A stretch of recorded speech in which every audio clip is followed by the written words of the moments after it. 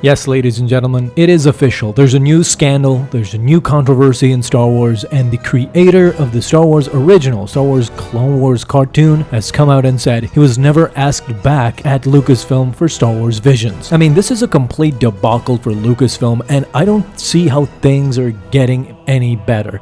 Yesterday, we reported that the disaster that is The Rise of Skywalker was the third most expensive movie in the history of Hollywood, in the history of movies. With $593.7 million, it's just a disaster. Now today, we have a new story in our midst, and it's just as scandalous as that. So Polygon sat down with Samurai Jack creator and Star Wars The Clone Wars cartoon, the original one in 2003. So Genndy Tartakovsky revealed that he was never asked back to make his own version of Star Wars Visions. Now that is, I think it's in season 3. So this is his official quote. He said, "I never got a call and I'm totally fine with it. I've done my Star Wars vision, but I know George Lucas, of course, historically looks at it really nicely now." And that's exactly the problem, is that George Lucas's visions and what George Lucas really intended is not being done over there at Lucasfilm under Disney, especially under Kathleen Kennedy.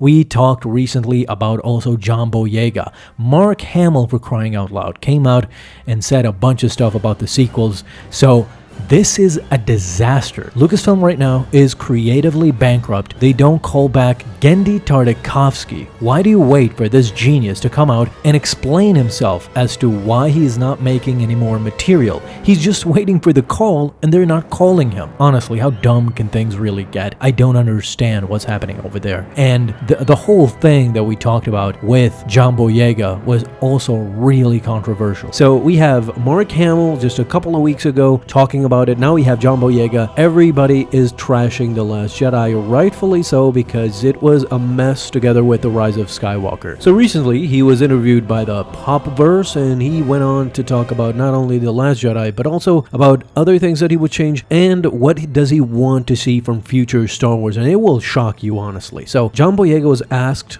by a fan. Mind you, this is why I said he is with us. And I knew this way back when he started complaining while working in The Rise of Skywalker. Now afterward, we know that he is with us. So the fan asked him during a panel that what he would do differently if he was in charge of remaking the Star Wars sequels. So first of all, John Boyega said, "I would not get rid of Han Solo. I would not get rid of Luke Skywalker, all of these people.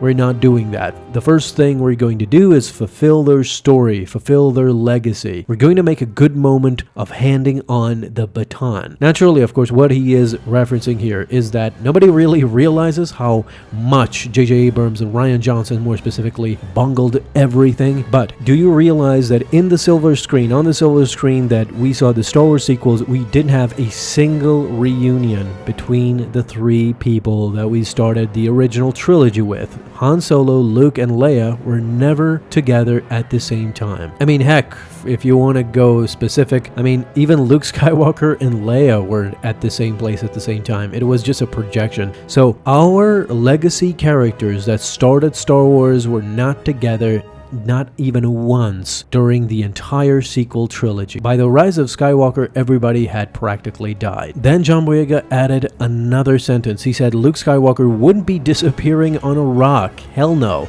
Standing there and he's like a projector, question mark. I would want to give those actors way more.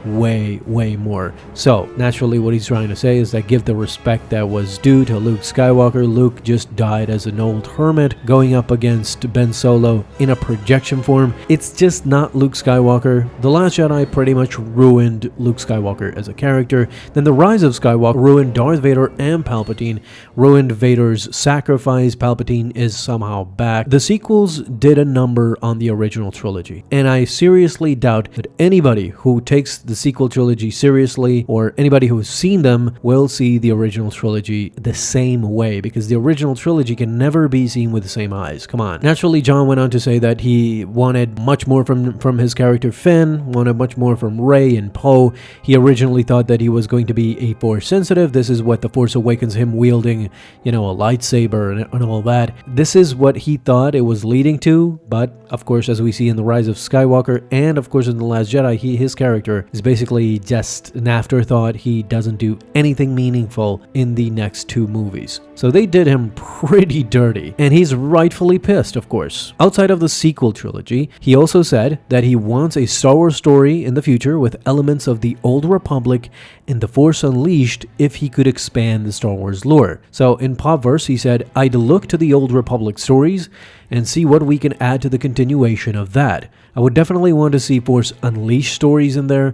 I would love to try to expand the Star Wars universe as much as possible while respecting the lore. If we're expanding the lore, we have to do it within the respective boundaries that stay true." So, I mean, even previous actors of Star Wars want Old Republic stories and The Force Unleashed. Sam Witwer, pack your bags, baby, because somehow, someway, I feel like Starkiller is supposed to return. This wasn't the only complaint by an actor. Of course, we have the main enchilada. We have Mark Hamill complaining as well. Yes, ladies and gentlemen, it's true. In a recent interview, Mark Hamill just dissed Rian Johnson quietly. Man, oh man, I'm so gratified that we are not the crazy ones that hate the sequel trilogy, especially The Last Jedi, which decisively kind of ruined Luke Skywalker. Mark Hamill has always hinted something about Dave Filoni and Jon Favreau. The love for them that he has, literally said that Dave Filoni and Jon Favreau are the best thing for Star Wars right now in a recent interview with The Hollywood Reporter. Hello there. Hello there, my guys. Welcome to Star Wars Comics, where today we're going to discuss, of course, the infamous Mark Hamill, who is back in the news. In this interview, the guy not only destroyed The Last Jedi, but put Rian Johnson on notice. So let's go immediately into the interview, and we're going to talk later about what does this all mean. So it's this article from The Hollywood Reporter. It literally just came out yesterday, and he talks about his whole career, of course, his voiceover thing, but eventually we come, of course, to Star Wars. Now here's exactly what Mark Hamill said, and you will notice as he's speaking, he's very, very detailed as to what he says. So the interviewer kind of went on asking about the de-aged version of Luke Skywalker in The Mandalorian, which Mark Hamill, of course, took part in, even in the Book of Boba Fett